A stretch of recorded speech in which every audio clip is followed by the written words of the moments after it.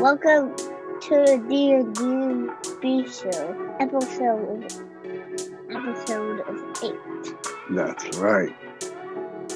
And it's the end of the year, so we can say Happy New Year. Happy New Year. Yeah. Yeah, Happy New Year. Inside the rave. Inside the rave. Yeah, inside the rave, the ride. Inside the rave, ride. Say, who's ready? Who's ready?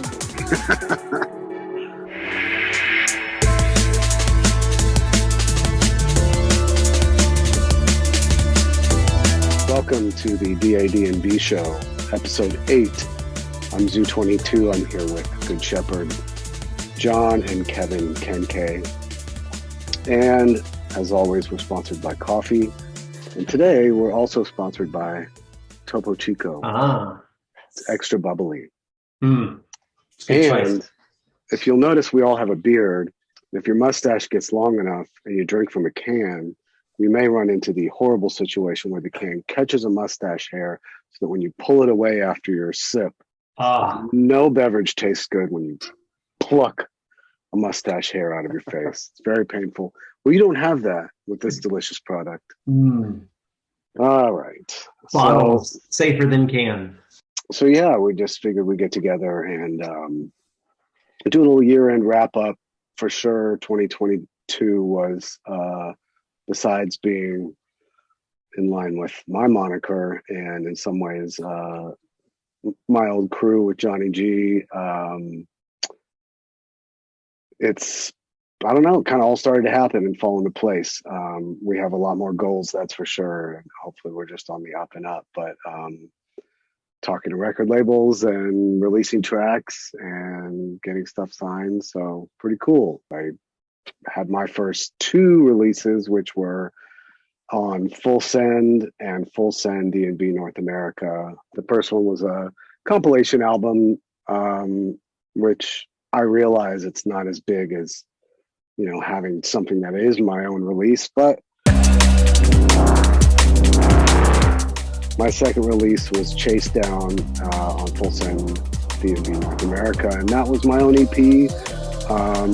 You know, and to have some people who take the time to run a label and put out some good drum and bass, willing to put their name on it was pretty cool. And I really appreciate Corax, especially for putting me in touch with, well, I guess, I mean, he's part of who runs the label with Brandon Wisdom, and those guys are just super cool and really encouraging, and they make some badass drum and bass themselves. So, yeah, stoked to be a part of that. And I will have another one coming out.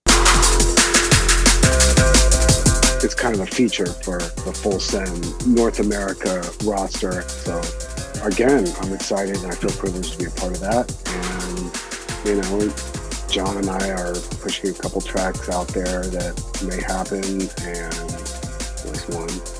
And yep. I have right now a bunch in the can, and I'm basically like, I'm getting kind of a stable together.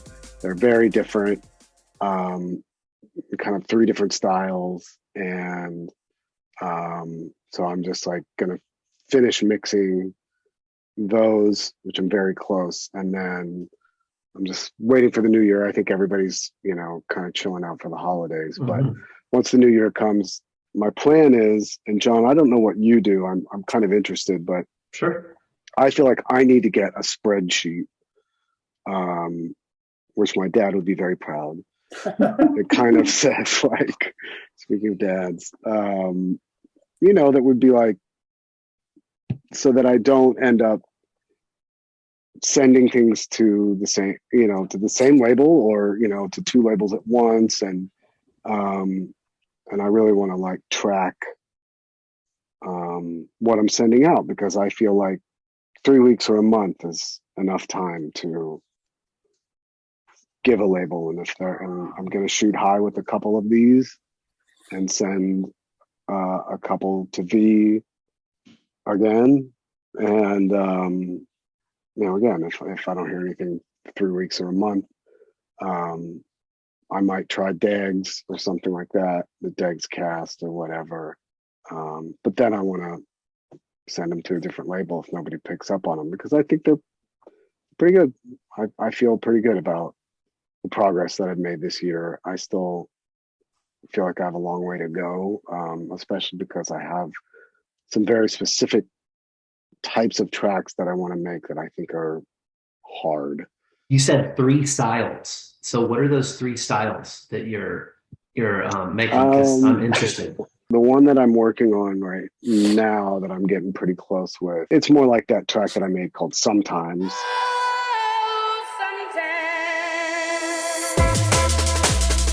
Brag About It is what it's called. It's a pretty cool sample from this old 70s like news story about LA gangs and graffiti. Brag about it, about it, about it, about it, about it.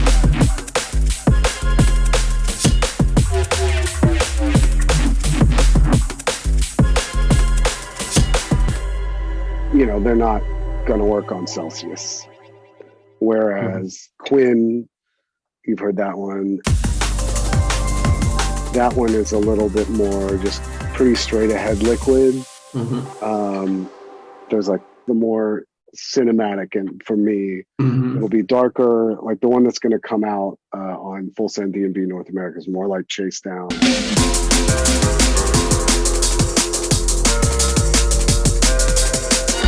there's that. There's like the funky, closer to Brazilian style.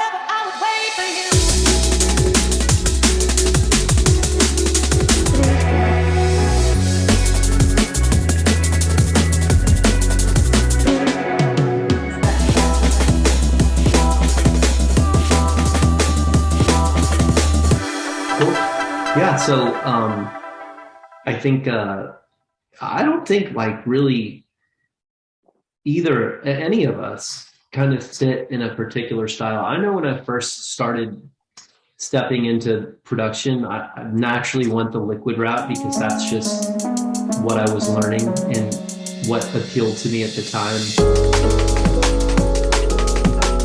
That was kind of last year, because you know, right at the end of last year, we had our EP that we put out together, right? We had the collaboration between you, me, and Kevin.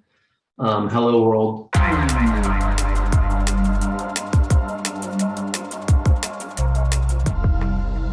Most of that stuff, though, that I was doing tended to be more liquid.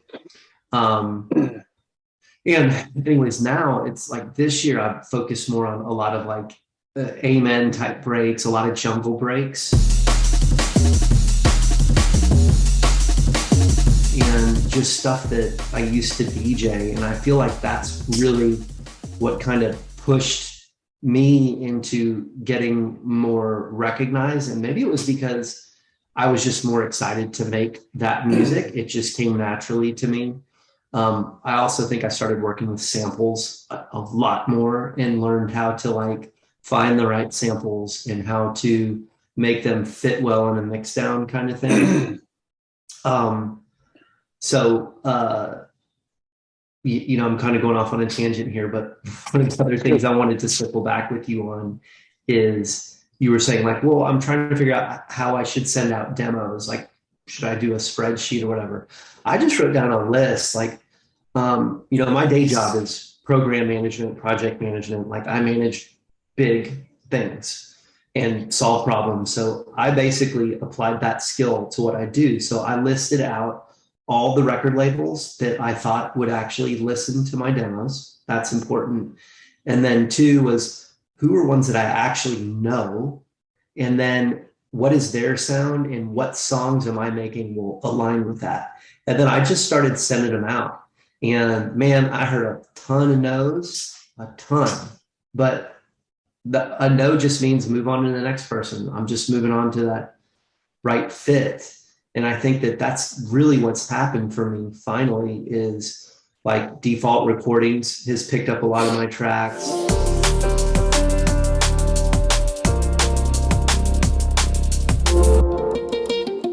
Kevin and I have a collaboration with Sunny Moons that I'm really excited about.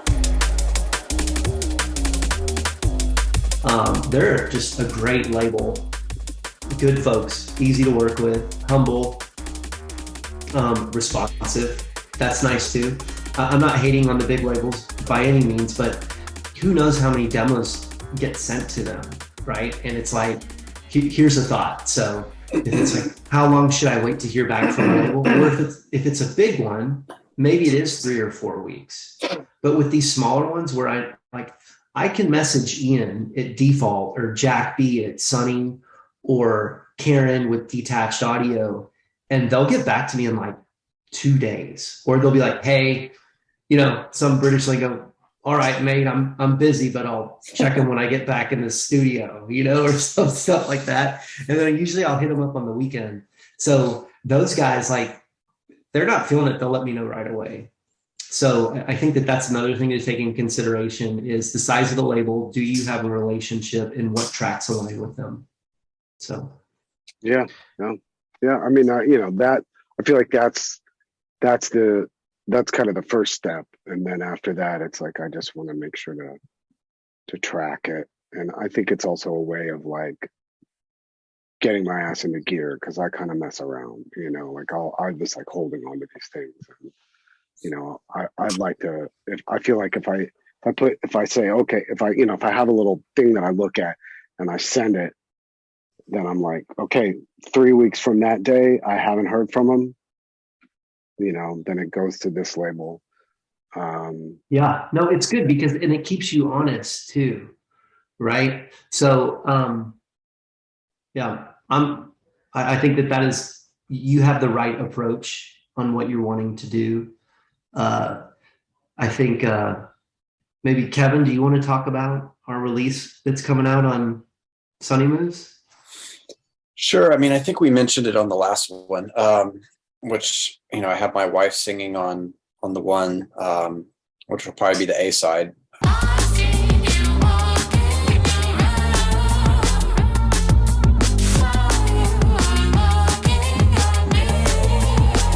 So they liked that one. They wanted another one. So then I sent you 4 or 5 tracks and you picked one that you liked that we thought would go well with it. It was like a 8-bar loop or something. And then you added a bunch of sounds to it and sort of arranged it. And then I took it and we needed to work on the second drop. And so I, worked on the second drop and added more guitar parts and worked on the intro a little bit. And then realized that at that point, once we finished it, I wanted to work on the drums and then spend a couple weeks working on the drums, and then Ableton crashed and wouldn't export it for couple months, right? A week of troubleshooting to get Ableton to export it. And I've now switched to Bitwig.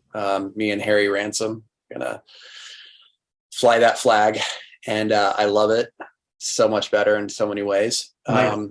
And so, and luckily Jack over at Sunny Moves liked the track because it was so much work that if he didn't like it, it was going to be pretty heartbreaking to then start fresh on yet another track. I should die. That's why I worked so hard on it, because I was like, I want to make sure that I want to make sure that he likes it. So I worked my ass off on all the details and really, and you could tell, you said when you heard it, you were like, it's, I can tell you put a lot of work into it. Your attention to detail is so good, little fills and little change ups and just all these added elements that, they were like the spice, the right addition of spice to a meal. The song just turned out amazing.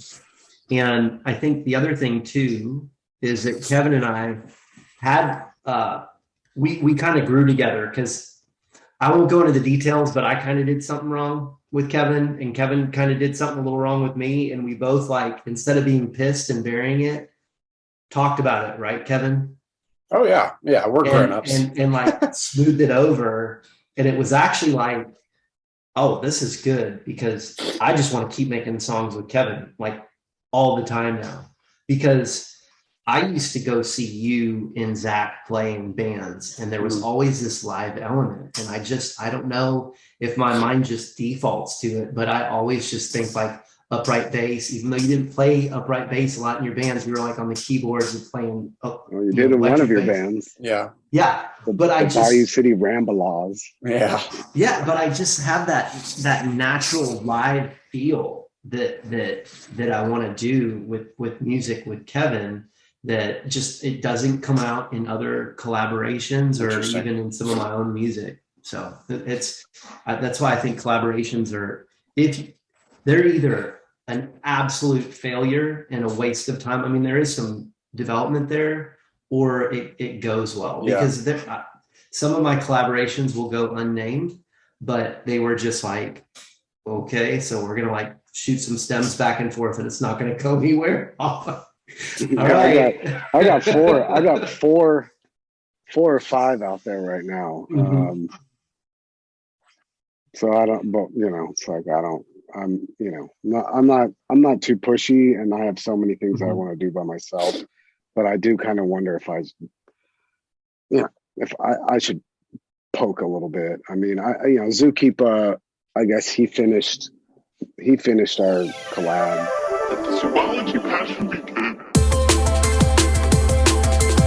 It sounded pretty good to me. He said he sent it to FX909, I think, and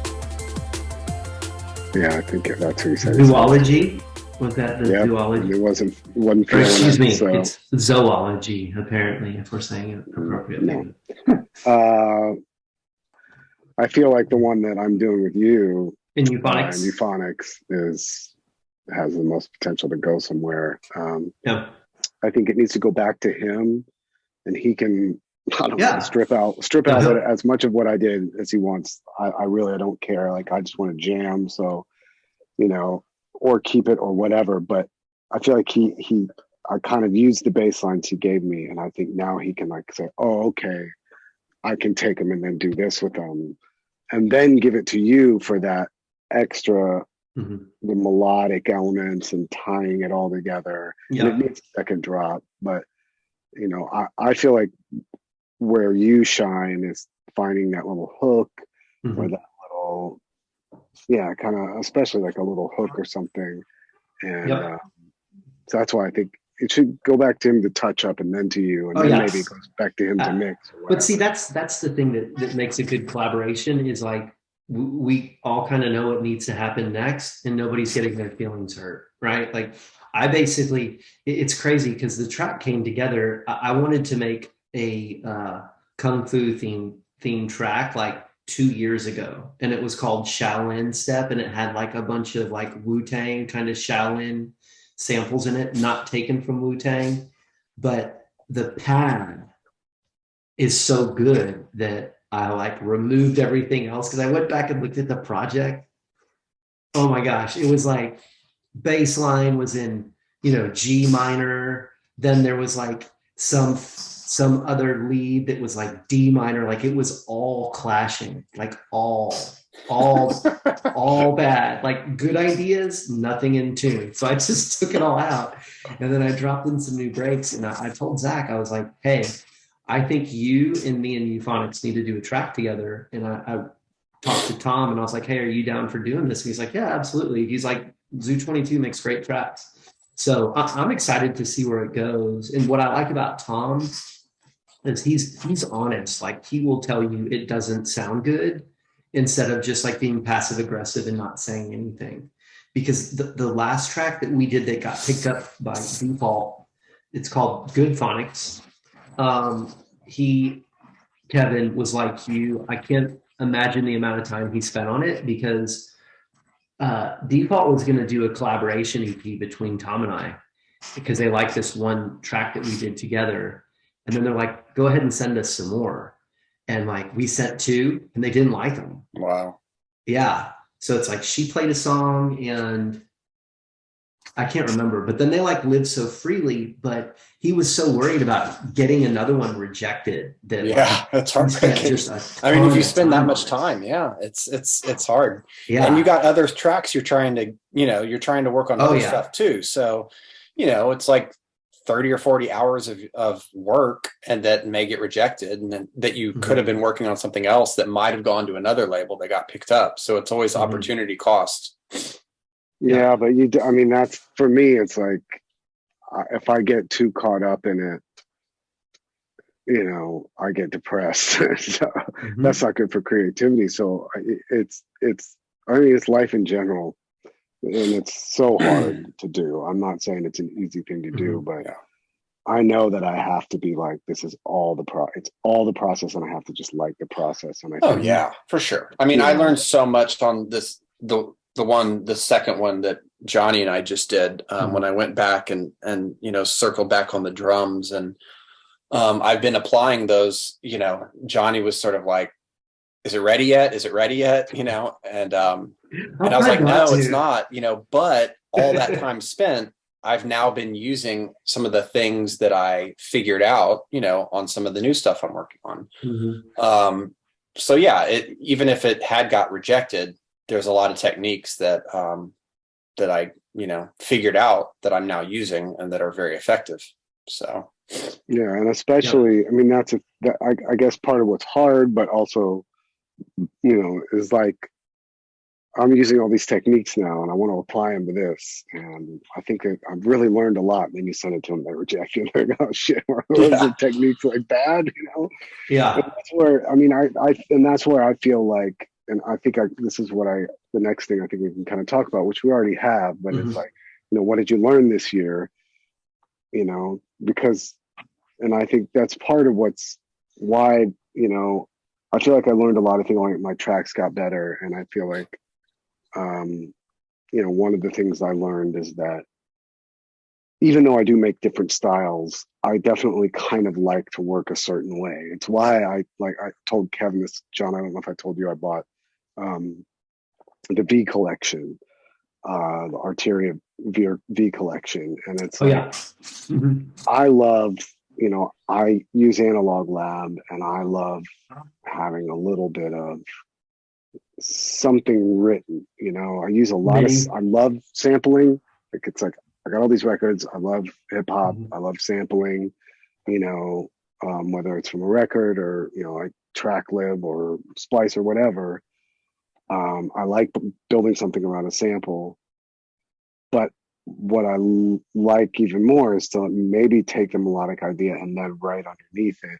And I like using those old samplers and having that.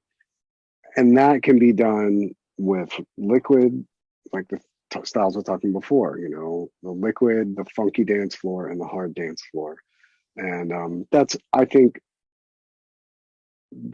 guess, when I think about like, I'm honing my style, but I don't want to get pigeonholed because, John, like you were saying, I want to play what I DJ'd, and I DJ'd all different stuff.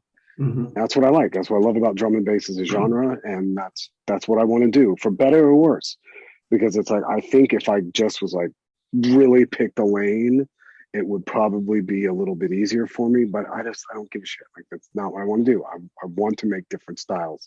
I look at somebody like Winslow. I mean, a lot of the guys, there's a lot of people out there. I'll just say guys, there's a lot of producers. Nice. Good catch. That make different styles, and they're the ones that I like the most. But look at Alex Perez, because some of his stuff is so dark, but he just recently put out like this total liquid track, Yeah, for sure. And then he's doing like halftime and like almost dubstep-ish stuff. He's like all over Workforce. I feel like a good chameleon is Zero T for sure. Zero T. And LSD will do some like dark stuff too, like his track Pot Shot. It's like his #1 track on Beatport. It sounds like it should be on Critical. It does not sound like that's LSB, you said? Yes. Yeah. I freaking love LSB so good. right now. Me too. On a big LSB trip. Oh, for sure. And and Zero, going back to Zero T, like that's really somebody that like I really admire, because there are these songs like, I talk about 7 Ant Foley all the time, but it's like these songs like Zero T does too, that have weird ass drums that are just different. But then, we also can do an amen tune or just a roller. That's the weird, being able to pull off the weird tune is really what I'm I started one tonight, and it's like I failed multiple times to try to do it, but I have to keep doing it because I feel like I learned from it. I just started one with a triplet hi-hat. It kind of reminds me of the old, was it Space Invaders? The old Andy C. or no, High Space. contrast. Space Invader. No, but I know what you mean. It's a Optical. It's more like the clown step. J Magic. It's like the clown step. It was Yeah. like, I swear it was like Huggy Bear or Andy C. It had that famous lead. It was like a very catchy lead line. Dun dun dun dun dun dun. Dun. It was like clown step. Yeah, that's it. That's Body Rock. Body Rock. Thank you. Andy C. and, It kind of reminds me of that. I was like, this kind of, but I mean, that track got, was everywhere because it was different. So yeah, keep it weird. The story behind that, they were in the studio, and I guess they, like anytime you're tinkering with sounds and you're like saturating things and you're messing with envelopes, they were like, does this sound good to you? Like, it's pretty cool, right? They're like, yeah, it's good. All right, let's keep going. It's kind of like, I feel like the people that are doing that right now are the Caracal or the Carousel Project. Oh yeah. And like Gray Code and Amanu, they are really big into like modulation and detuning, because like it's almost like you listen to it and you're like, all right, is this like a 6 or a 7-year-old playing on like a Casio keyboard? yeah, it's just weird. It's like, let's have a weird sound and rinse it out. But I dig it. And then good luck mixing it in key, though. There's another story about Eminem, the rapper, and when he was making Not the Candy, the song "I'm Slim Shady," whatever it is, the real Slim Shady. After a while, he kind of hated it. He thought it was like super annoying. Yeah. But then he said but then he also knew that it was going to be a huge hit because it was just cheesy enough. Right. And it was so catchy, and he kind of hated it, but that's what is going to be pop mainstream successful. Hi, my name is who? My name is Slim Shady. Yeah. Yeah. I can see. Yeah, it is. Chicka Slim Shady. It's on the edge of annoying. Yeah. So yeah, I mean, what about you? I mean, Kevin, I'm sure that you said you learned a lot. Was it just in terms of mixing, or was it like workflow? It was like polishing crusty old drum breaks, basically. And figuring out the frequencies to EQ. Like, I knew that the drums weren't right, but I wasn't sure how to make them right exactly. I have a lot more experience EQing whole mixes, I guess, and EQing bass, but EQing crusty old drum breaks, and I also just realized I should have done some other things, like, probably just replace or augment the snare much sooner and separated them onto separate channels. And because these were things that when the track started, it sounded fine. And then as the track evolved and everything else got elevated, then the drums felt lacking, but it was based on a crusty old drum break. And it was like, well, now I need to elevate those as well to get it to the standard. So it was, a lot of different compressing, gating, transient shaping, EQing, augmenting, all of that stuff. So much work. And then, also, just mixing, just really getting good with Voxingo span, and using metric AB religiously, and just getting really scientific. And I know other people don't do that. Other people are like, oh, I don't have numbers that I look at or whatever. But I'm like, but I wanted to try and figure out some numbers and kind of a system for myself, so that it was less about, subjective feel when it comes to the mix down, and a little more scientific, so that I know that, like, if it's hitting here and then it's probably, and then of course you have to do the card check. But, because I asked like someone, I think it was Shodan, I asked, or someone, and they were like, yeah, I don't really have specific, but I was like, Well, I want specifics because then maybe I can help teach other people those specifics too.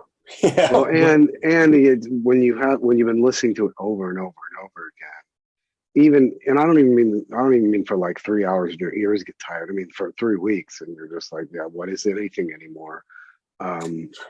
It's like, because I've been editing for thousands and thousands of hours, and it does have applications here, and it's kind of like I am now with editing that I can really go on feel, but it was because I got scientific with it at the beginning. Yeah.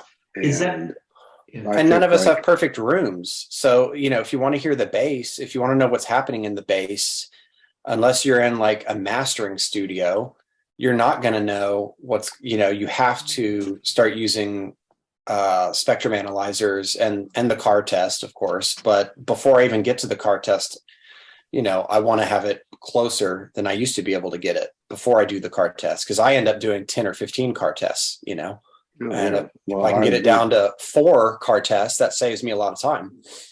Yeah. I mean, today I was like, I ran errands and stuff and I was on daycare drop off. So it was like, I can't listen to it with Lane in the car, but I have 2 trips back and forth. And then 2 trips on my errand runs, and I made tweaks to the mix on every one. But, we both have the Steven Slate audio headphones. Yeah. And it comes with the software. And I think, speaking of things I've learned, I think those have helped me a lot because I can I stay in the one room for all of writing and for my first kind of, and for my initial kind of mixing as I go. And, every once in a while, I'll just listen to it in the club setting or whatever it is. But for the most part, I just do it. And then I'll get a reference track or 2, put them up top, just going in and leveled. And then I'm going back and forth. And then I'm just really mostly doing little tweaks to my buses, but to everything, and do the mixing, bouncing between listening to my reference tracks and my track in different rooms, because I'm terrible with span. I got the Newtone has a plugin that goes at the end of your chain, and it's really nice because it's got anything visually that you want to look at. And so I use that, and I try to match. To me, it's all about referencing. It's like, if I can get close by ear and visually, in my very limited experience, I feel like I'm pretty close. I mean, Are you saying Newtone developed a plugin, or is this one he uses? He developed it. It's called, my understanding, it's its company, NewGen, I think. Have you heard of it? If you haven't, I know NewGen. I don't think he's involved with them though. That stuff is super expensive. I guess Kevin, it wasn't cheap. It was like $150. Kevin, you mentioned numbers. Yeah. Are you talking in span?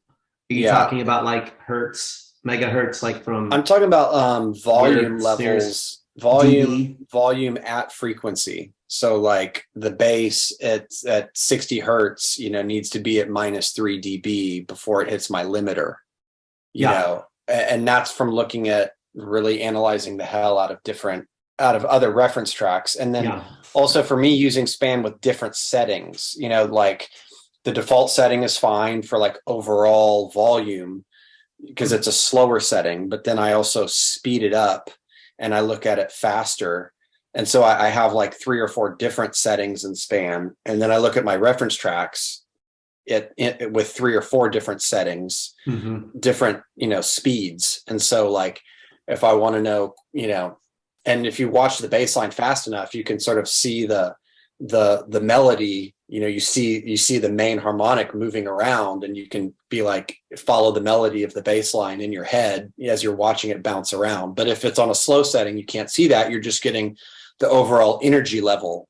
You're not seeing Right. And so it's good to look at it in different time frames. Just like if you're a day trader, you might trade, you're going to look at the 1 hour chart, the daily chart, and the 5 minute chart, Right. And so in span, I'm looking at different, and I think Zach's point is 100% true, that I think the longer you do it and the more you get to know your room, it's maybe less needed. But I just got some new monitors again because my old ones crapped out on me. So now it's like, I have to learn the new monitors. I feel like so much of it is like in the last 2 years where things have really been a big breakthrough for me is I know that I hear music better, right? Mm-hmm. So like I can listen to a track now, like people will send me stuff for feedback a lot now.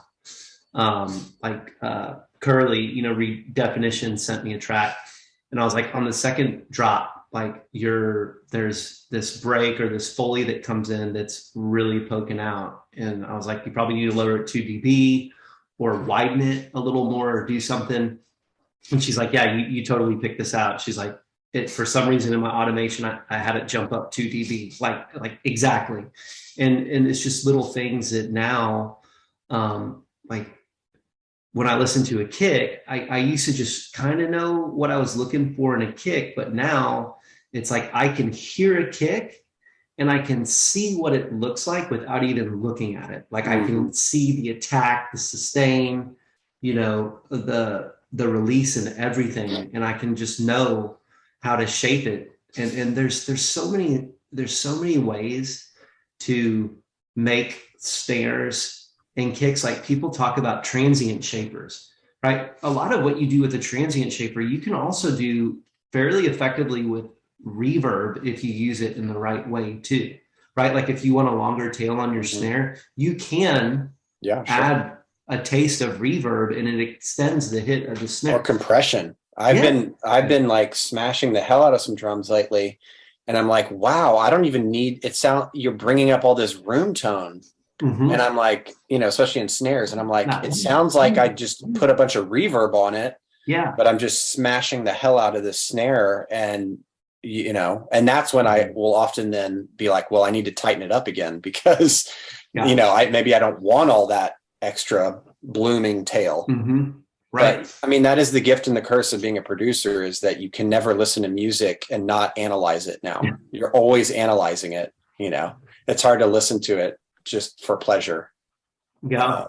I think we've talked about this before, and it's so dead on. It's that's my whole life. Like I say, if I'm standing in front of the ocean and someone's talking to me, I'll just be like I don't just see all I can look at is the waves. Like it's just like, can they be ridden? Are they good? Is the wind going to turn? What's the tide doing? It's like, because you're a surfer. Zach's a surfer. I don't like those things, who don't know. I don't think. I don't think. There's not really much at all in my life that I don't break down and analyze. And I definitely sometimes wish that there were things that I just could like appreciate purely, but I don't know, not how I'm built.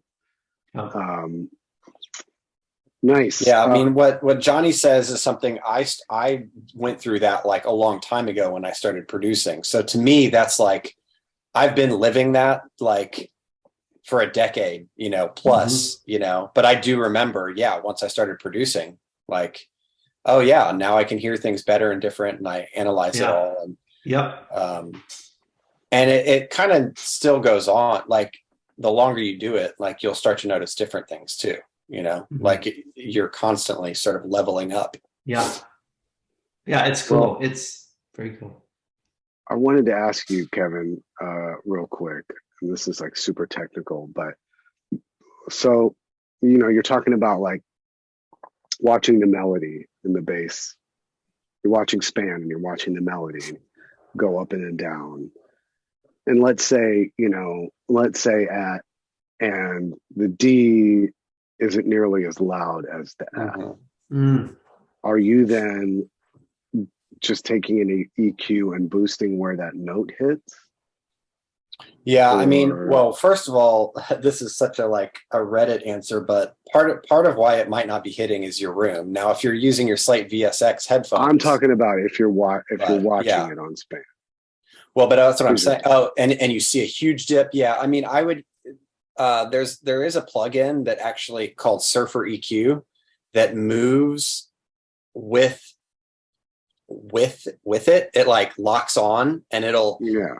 um and then, I saw Danny Bird say that he had that problem on one of his tracks, and he separated out all his 808s into 3 different tracks and then EQ'd each 808. And I've also heard Claude Von Stroke, who's a Dirty Bird, house guy, has said they do it the hard way, is they separate out the different like 808 notes onto different tracks and EQ them. And I've done that once or twice as well. So it, as always, it's probably going to be trying different things and seeing what works the best. But yeah, I might just stick a static EQ there. I might multiband compress it. I might limit. Okay, see, that's what I was going to ask. And then what about compressing? Or I might limit the hell out of it, and squash it. And so that everything comes up and then gets leveled, it's bringing it all up. And so if you're bringing up that one note that wasn't loud enough, and yeah, you're lopping off the tops of the other notes, but if you don't hear the distortion, and like Pro L2 will let you hear the difference, it'll let you hear the delta channel, and it often just sounds like little crackling, that what it's actually doing, you can hear that it's just like pss, pss, pss. It's little spitty stuff. Yeah. And if that's all it sounds like, and you're going to have, that's all you're losing, you mean? Yeah, that's the distortion happening, but it's so low. I mean, if it's lopping off the big sub note and you just hear a little bit of spitting. Well, so next question is then, but should one be a little bit louder than the other? Because it's like there's what I see in Span, or what I see when I open up Pro Q, which looks like this. So you're probably backwards, but like, right. Yeah, okay, if you're backwards, then like the highs, this is the highs going down to the lows. But then when I look at it in this new gen plugin and the way it's supposed to look, it goes more like, that's where all the settings are so important. You have to learn how to set these things up, and I guarantee you they have different settings, and Pro Q3. The one in new gen is like Fletcher Munson. By default, Pro Q3 is like a 4.5 dB per octave slope, and then I and several other producers like to set ours to a 0 to no slope. So it's not, a lot of them will automatically tilt it a little bit to match sort of Fletcher Munson. But I like to set mine flat. So there's no trickery. It's like what I see is what I get. There's a slope set, which Pro Q3 by default does have a slope. So that's why it probably looks different. So all these analyzers, you have to get a little nerdy and figure out the settings so that you're comparing apples to apples and really what the information is presenting to you. If you don't know how to set it up right, it's going to be less useful, Well, this is because where forever it was the mids. I've talked about my struggles with mids, and now I feel like I'm getting pretty good with that. Really being surgical about where everything fits within that frequency range, and also making sure I have enough fullness and power there. But it's the highs, especially as I start to go limit. Yeah. So I start to clip and limit. The highs start to get too crispy. Yeah. So anyway, that's getting a little boring. Well, I mean, I'm sure there's techie people here. I mean, I was just on that point real quickly, because I think the tech stuff is interesting. And if I think it, some other people think it is as well. I mean, I was watching I think it was a halogenics, or no, it was a hieroglyphics tutorial, and he was shaving off highs on his drums for that reason, knowing that when he gets to limiting and everything, it's going to start to get a little more crispy and stuff. So I think some of that is planning ahead, and which is why I do mix with my limiter on, so I know how it's going to sound when it's loud, and so, just go downstream to your drum bus and start rolling off the highs a little bit, make it work in the drum bus so that when it hits and gets louder, but yeah, the highs I are tough too. I struggle with the highs too. I mean, towards it's the all end too. I'm turning it off and on, but I'm always mixing with a little bit of a clipper and then a little bit of a limiter just at the end. And also just because soft clipper's great on the end. I'm using clip shifter, which is also free, but it has a visual, it's like a waveform. Yeah, so that's because why the I Fruity like Loops doesn't. It's just two little dials, and it shows you like. To me, I'm like, I should understand exactly what's happening with it, but I guess I do. You're just bringing it down like, however many dB and whatever. But it's nice to be able to just look at it and be like, oh, okay, I'm shaving off like this much. I'm not shaving off that much, and I'm pushing it into it or whatever. Yeah, it's nice. Clip shifter, John. It's free. I like the soft clipper in Fruity Loops. Siren turned me on to it, and like I said, I just take it down a half dB, and because the problem is when you put the soft clipper on your pre-master channel, right? Let's say somebody likes your track. What I found is when they're like, okay, send me a pre-master -6 or -10 dB. That soft clipper does a lot of assistance with kind of keeping it with, it helps with the headroom, or when you have to then drop it 6 dB, when you take that soft clipper off, it's already shooting up. So that's just keep it on.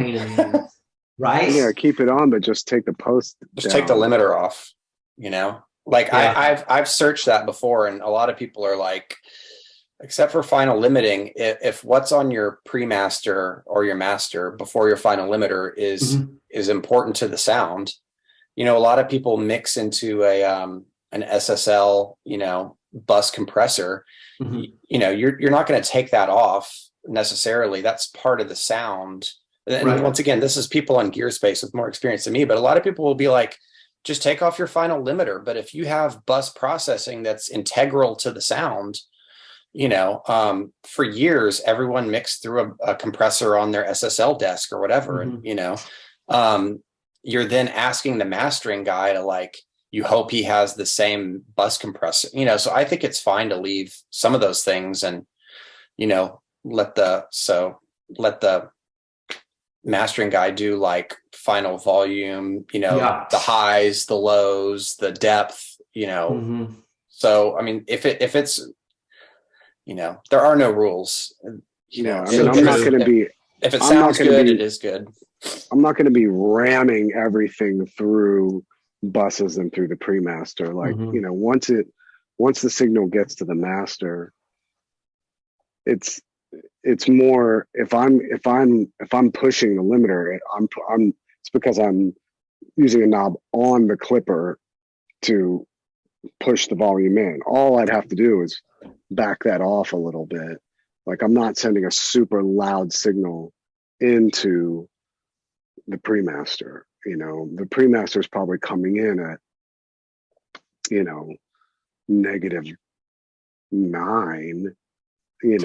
and then I'll push it. I'll push in some volume, for if I'm gonna send it to DJs or whatever. Then I'll push the clipper, and then it'll go into the limiter with a little bit of heat. But yeah, I mean, if I'm going to send a pre-master out, it's not like I'm going to take off my clipper and my limiter and suddenly everything's going. No, it's already going to be pretty close to where it needs to be. But what else? We talked about the other thing that happened in 2022 is that Kevin had a kid. Second kid. Another kid. 9 months old now. And so we kind of did bring that up, but it's worth mentioning here in the year-end wrap-up. Nice. Oh, yeah. Nice. Get them started early. There we go. Yeah. That's a beautiful picture. It's like a real piano. Yeah. Liberace style. Mm-hmm. the other thing that is definitely worth mentioning, especially with Kevin and me, is constant sickness. And this is this year I will forever will be just remind. Johnny's really gone out with a bang in his family as well. I think Kevin and I have really struggled with it, but I know John is really. Heather's been sick for a month and a half or something. A month. I think she's finally feeling better, but then she Wow. came home from work today and said she wasn't feeling good again. And I'm like, damn it. So, Dude, it's just, I mean, between RSV, hand, foot, and mouth, COVID, and the flu. It's crazy, man. Medicine is an inexact science. And my wife will tell you that, and anybody who's had a serious illness will tell you, like, medicine is inexact. And I don't think anybody was really ready for what happened. And I just hope that this is not some sort of new normal, and that it's they say before the kids get better, but dude, Austin's been crazy with the sickness. He was better, but I just think it was the COVID and all the masks, and and they're all getting all the stuff they would have got the last 2-3 years. And they got to work it through. And I think in another year, everyone will be back to normal, more or less. Well, that is my hope. And so, going forward, I talked a little bit about what I want to do, which is I want to get some more education, because I think I need more of that technical stuff, and I need more of the advice too on just like what works on the dance floor. Because straight up, man, I'm not going to the clubs, and that's where but I still want my music played there. I want to make some hip hop. I really like Mike Kiss's stuff that he did recently, the kind of garagey Steppers Inc.'s label. I wouldn't mind trying that. I feel like the dubstep track that I made this year was pretty good. That was a really good track. Maybe even try that around.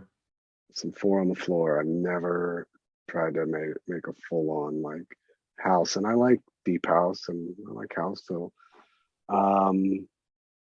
what about you guys? I'm just going to keep trying to, like you said, like I have a bunch of stuff sitting on my hard drive that just needs to be finished, and some of it's close and some of it's not, but I feel like all of it is more representative of, the stuff I want to be making. It's all a little heavier and darker, and, but not too dark, nothing like neuro, but like, I feel like gets your head nodding. And so it's just, for me, it's just about trying to finish that stuff, continue to learn Bitwig.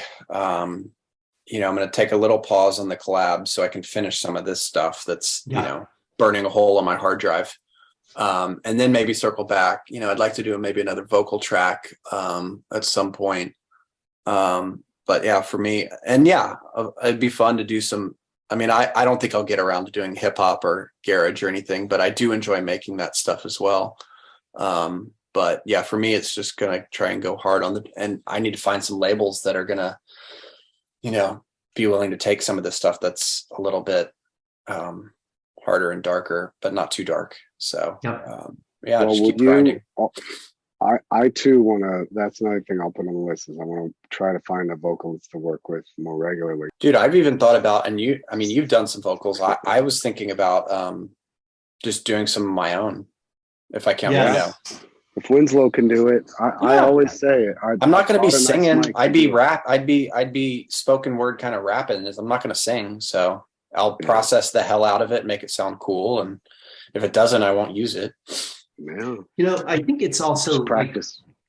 The note about doing your own vocals. Because I've recorded some of my own stuff and I didn't do it on any fancy microphone, is just finding the range for your voice that you can actually work into a song. Like, don't make your voice do anything that's out of your comfort zone. Do you know what I'm saying? Like, there's just whatever. My falsetto is beautiful.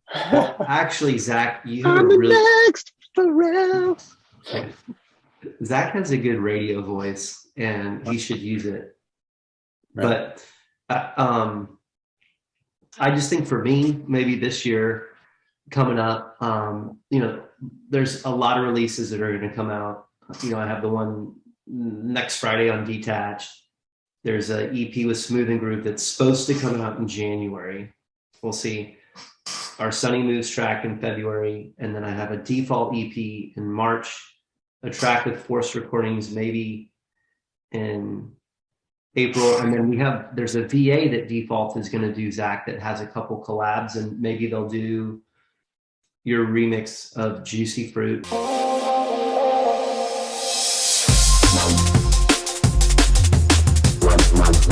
And Kevin, maybe you're sitting on some tracks that they want to pick up.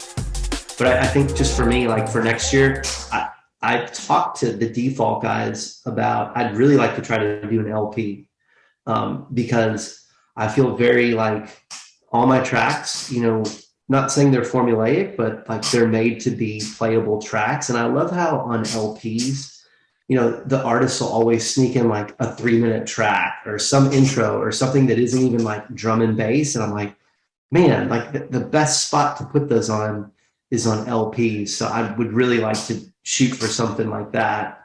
And then I really, with Twitch and streaming, as much as I love that and I want to continue to grow that, it's definitely got me itching to play live now. I want to start getting out and playing shows. And I've had quite a few people hit me up about it, but it's just DADnB life, right? It's like, hey, honey, watch the kids. I mean, Zach, I talked to you about this. Do I really want to go commit 6 hours to go play for an hour away from my family? So those are the types of things that I'm like, I don't want to be rude and turn down gigs, but there's like, I'm sacrificing things to go play too. So I need to make sure it's the right. Well, I want to acknowledge your feelings. I don't want you to think I'm dismissing or just trying to solve your problem. Yes. But I think people will understand if you play at, 10, 11 o'clock and then go home. Right. And I also think that if you play, 4 gigs a year, 5, 6 maybe gigs a year, after you play the first one and you get up the next day and you like make breakfast and you're there for your family, I think that will help. I think I don't know, but I know in my relationship often the fear of what's going to happen is much, much, much, much worse than what actually happens. And after one experience, there's an understanding and a little equilibrium. And I'm the same way, and I understand where she's coming from. And again, I will always validate the concerns. But yeah, once you go through, were they all in Austin? Just don't fuck it up. Don't fuck it up. Yeah, is there any Dallas sleep gigs? till noon the next day? Yeah.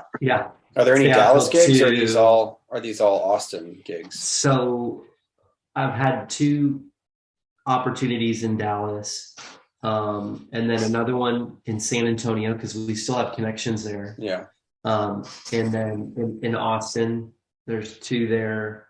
And then in Houston, I haven't had anything yet, but I know once I start talking to SDF3, Suraj K, he's got his own thing. At some point, I'd like to go there, but if I could time like a trip, like with the family where we go see, my nieces and nephews and my brother and sister-in-law live in Houston, it'd be cool to go there for a weekend and then I just go play Saturday night, something like that. Yeah, for sure. So for the year, I think that's kind of what I'm looking at. I mean, just a lot of really the same, but one thing I'm itching to play out, but I don't want to go play. Your own tunes out. How sick. Exactly. Sick. I want to do it. Newsflash. So Goldie's going to be in town Saturday. Yeah. That's cool. And I wasn't going to go, but now I'm going. Wow. And so Jay Augustus, who runs Quasi Science, he's going to play 3 of my tracks in the set. And then I said, who's opening for Goldie, I think might play 1 or 2. And I've never heard my music played out live. So I'm going to be recording that. So I'm pretty excited. I'm gonna send I said a couple tracks. He's probably like already nailed his set down, but yeah. I'll send them to him. These last couple that I've got I feel like I listened to it in the car. Yeah, go for it. I have a 12-inch sub. I mean, I was just chatting with him before we started filming this, just talking to him about the show, and he's excited. He's nervous. Yeah, like just focus on the fact that you get to play the track, like, and then Goldie's gonna show up, and you get to like hand off the headphones and tell him what you played, and like maybe give him the bro hug if you're lucky enough. Like, that's awesome. Just getting to see Goldie is going to be awesome. You know, that for me, just getting to see Goldie. That Timeless CD, Goldie Timeless, I remember buying that in college at Disco Round and feeling like, wow, this music's really good, because it was right when I got into drum and bass, and I was trying to find more of it, and that was the only drum and bass thing they had in the store. And I just listened to it on repeat over and over. So it's kind of a bucket list for me. Yeah, but I'm done. Dad jokes. Yeah. Well, what else? What else do you think we need? Do we cover anything else? I think something as soon as we're done. But I have something. Mike has started a feedback session. It went away. Then we found the Think Breaks feedback session. It went away. I think we should consider doing a feedback session. Interesting. And we could do it maybe just quarterly and just see how it goes, because I had people send in dubs and I've been playing them, and like, I don't know, like, am I worthy? No, but who else is doing it, right? Well, if we really come from the place of like humility, we can. But listen, let me finish. Yeah. Come from a place of humility, but what's never going to go away is if you have at least 10 people, even including the 3 of us, if you have 10 people in the room, it's still a little bit like being in the club or something, where even if we're not the greatest of all time, if we all say, oh shit, this bass line is great, or ooh, those drums are muted, they're probably, the kick is too weak. If we all say the kick is too weak, it's Well, I think the humility thing goes without saying, because we're all pretty humble guys. I'm probably the most humble guy you know. I'm probably more humble than anyone you've ever. Yeah, I am. No, I'm humbler. I'm the most humble. But I'm just saying it might be something to consider, right? All right.